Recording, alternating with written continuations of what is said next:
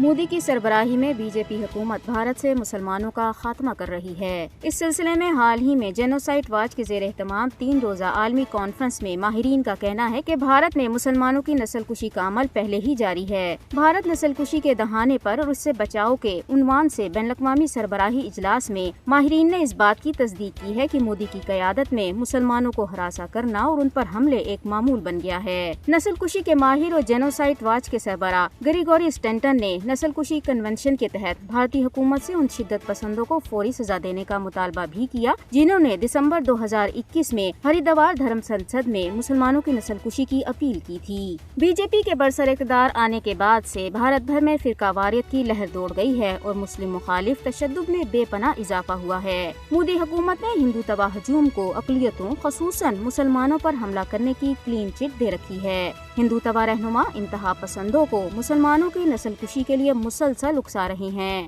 ہریدوار میں نسل کشی کے مطالبے کے بعد حال ہی میں RSS سے وابستہ ایک ہندو خاتون رہنما نے مسلمانوں کے قتل عام کا مطالبہ کیا ہے۔ بھارت میں مسلمانوں کی نسل کشی کے غیر انسانی مطالبے پر مودی کی خاموشی بی جے پی کے مقاصد کی توثیق کرتی ہے۔ ہیومن رائٹس واچ کی 2022 کی رپورٹ میں بھی کہا گیا ہے کہ ہندو ہجوم مسلمانوں کو ظالمانہ تشدد کا نشانہ بنا رہے ہیں، مسلمانوں کو نماز پڑھنے سے روک اور مویشیوں کی نقل و حمل کے بہانے تشدد کا نشانہ بنایا جا رہا ہے۔ آئینی ترامیم کا مطالبہ کرنے والے سوچے سمجھے منصوبے کے تحت مسلمانوں کے لیے بھارت میں جگہ تنگ کر رہے ہیں۔ مودی اور اس کے ساتھی مسلمانوں کو دلتوں سے بھی بدتر دوسرے درجے کا شہری قرار دینے کے لیے کام کر رہے ہیں اور مودی کے بھارت میں مسلمانوں کو اپنا مذہب چھوڑ کر ہندو مذہب اختیار کرنے پر مجبور کیا جا رہا ہے۔